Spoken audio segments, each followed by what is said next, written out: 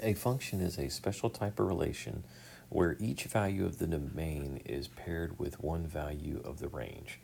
And we can sometimes test this using the vertical line test, and it'll show whether a relation is a function or is not a function. Understanding that a function is a subset of a relationship. Now, we talk about the relationship of the coordinate plane. The coordinate plane is a relationship between the x and the y coordinate. And a function is a subset of that relation. And then, of course, an important subset of functions is a one-to-one function. A one-to-one function is a function in which no two different elements of the domain are paired with the same element of the range. And we will work with this, but just understanding that there are subsets of relations and functions. And, a function maps each one of its domains to exactly one range value. So when the relation that maps a domain value to more than one range value, that cannot be a function. And we're going to look at that when we are identifying using mapping diagrams. But let's see here. What should we know quickly with these vocabulary words? Well, when we talk about domain, we're often going to refer to its x value or the input. Before we learned that input was my x coordinate or my x value. Well, it's also your domain, and then your range is going to be your output or your range or your y value. So fortunately, that is your x and y, which is in alphabetical order for domain and range. So just keep that in mind. Sometimes when you look at the ordered pair, you could say, well, it's x and y, but it is also my domain and my range. So as we identify function using mapping diagrams, identify the domain and range of each relationship and represent the relationship using a mapping diagram. So I'm going to set that up real quick. Now, as we look at these ordered pairs, and we know that I've gone ahead and I've identified all my domains. My domains are -2, 0, 4, and 5. And now my range values are going to be those outputs, or the y values, which is going to be 0, 5, 2, 5, 6.5, and then 2.5. And when I map these, we see that -2 is mapped to 0.5. We see that 0 is mapped to 2.5. 4 has been mapped to 6.5, and 5 has been mapped to 2.5. So, oops, I did that twice, didn't I? Well, what I could do is do that to show there we go, that relationship. So each domain value is mapped to only one range value. So this relationship, yes, it is a function.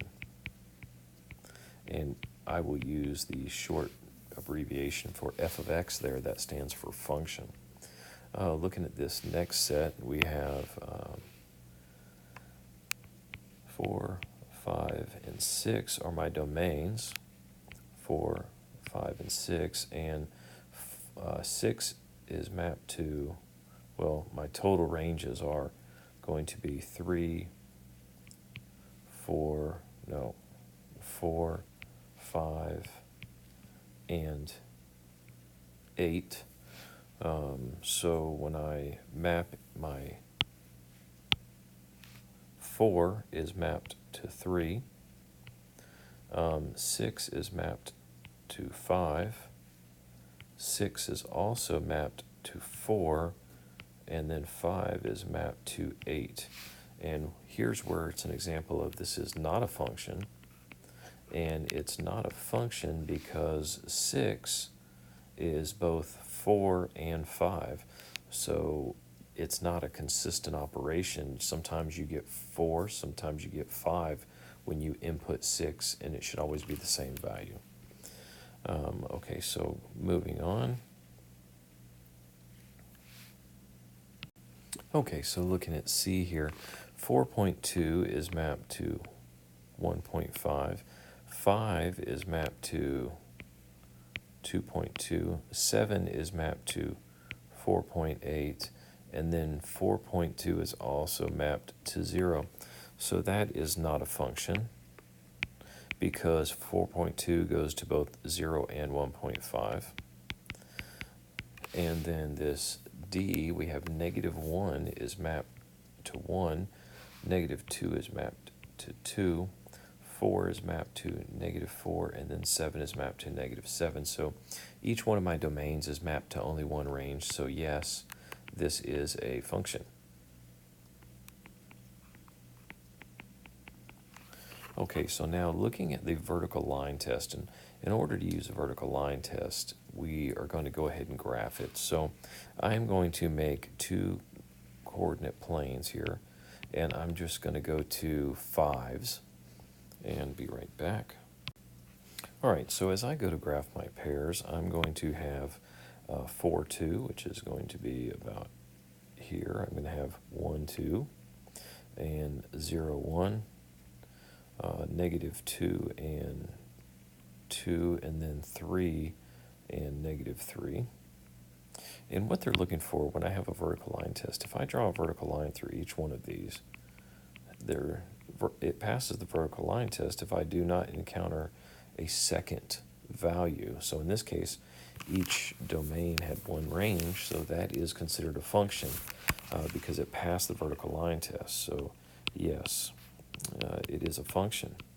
And so let's see when we go to graph this next one, 0 and 2, we have 1 and -1, we have -1 and 4, and then we have 0 and -3, and then 2 and 1. Okay, so what we have here is we do the vertical line test. When I draw a vertical line through this point, there's no other points to hit. When I draw a vertical line through this point, there's no other points to hit. There we go. And then what happens is, when I draw a vertical line through this point, it actually intersects another point. So I have, when I put in 0 into the function, I get out both 2 and -3. So this one didn't pass the vertical line test, so no, it's not a function. Okay, so there we go, using our mapping and then of course the vertical line test too. Ignore that. Our vertical line test to test it also. So now when we go into evaluate, well, I'm going to take a function and I'm going to do an input with the x value to get out the y value, or the output. So it says this function w parentheses x is 250x, which represents a number of words you can write. So wx, the number of words that you can read, in x minutes now. So, and it says, how many words can you read in 8 minutes? Well, what they're doing is they're asking you to take an input of 8. So you are going to take, and wherever you see x is going to be my new input value. So they're asking you to input 8 in that, so we can find out how many words you can read in minutes. So if we take and we input wherever there's an x and 8 for our 8 minutes, then we end up with, when we evaluate for 8, w of 8 equals, I think that's going to be 2,000. So we can read 2,000 words per minute, or in 8 minutes. In 8 minutes we can read 2,000 words. And then it asked us to go ahead and do the evaluation for 6 minutes.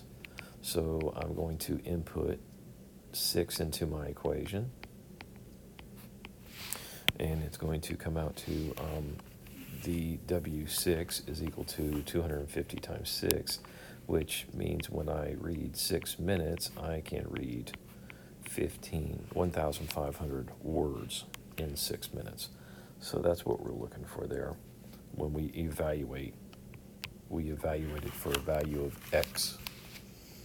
Let's see here, finding the range and domain. So what they're doing here is they said, hey, this domain of this function is going to be 1, 2, 3, 4. So what is the range? Well, they've given us the domain. They've given us the 4 values that they want us to plug in to find out what the range is. So when I do this, I have f of some number is going to be equal to my function evaluated for that value. And one moment. If I go ahead and cut this out, I'm going to go ahead and duplicate it because I'm going to do this 4 times for each one of my functions, or my domains, sorry. So when I go to input, I input the value of 1 into my function wherever there's an x, and I'm going to get negative 1.5 plus 4 is equal to 2.5. And then I'm going to take and I'm going to plug in 2 as my new domain. So I'm going to have negative 3 plus 4 is going to be equal to 1. That's my range, or my output. 3, so I have negative 1.5 times 3, which is negative 4.5, plus 4 is going to give me a negative 0.5 output again. And then when I have 4 as my input, I'm going to have, looks like negative 6 plus 4 is going to be equal to negative 2. So in this case, I've determined that my range, given the domain inputs, will be, let's see, negative 2, negative 0.5, 1, and 2.5. And yes, you will notice that I put it in standard order, which is going to be the smallest value to the largest value. So there is my range. Doing this again with a new set of values, and it has asked me the domain of g of x equals 4x plus 12. Here's my domain, and they want to know what is the range going to be. So they've given me my input, and you are going to take that input and evaluate the function so you can get the output, which is going to be your range, or what we might refer to as the y value. So when I do that, let me go ahead. I have g of some value is going to be equal 4 times some value minus 12. And I can go ahead and duplicate that, because we're going to do it 4 times for each one of the domains. So I'm going to input 1 into my function. So when g is 1, I replace all my x's with 1. So I have 4 minus 12, which is going to be equal to negative 8. I'm going to have 3. When x is 3, g of 3 is equal to 4 times 3 minus 12, which is going to be 12 minus 12, or 0. When my input is 5, I'm going to have g of 5 is equal to 4 times 5 minus 12, which is going to be 20 minus 12, which is 8. And then finally, the fourth value that they wanted me to put in was 7. So g of 7 is equal to 4 times 7, which is going to be 28 minus 12, which is 16. So my range values turn out to be my output. My range is, looks like negative 8, 0, 8, and 16. So these are the range values given those input values, or those x values. And if I wanted to, they're not asking you to, but I could write those as ordered pairs. And those ordered pairs would match up to the values that we just created. So I would have input 1, output negative 8.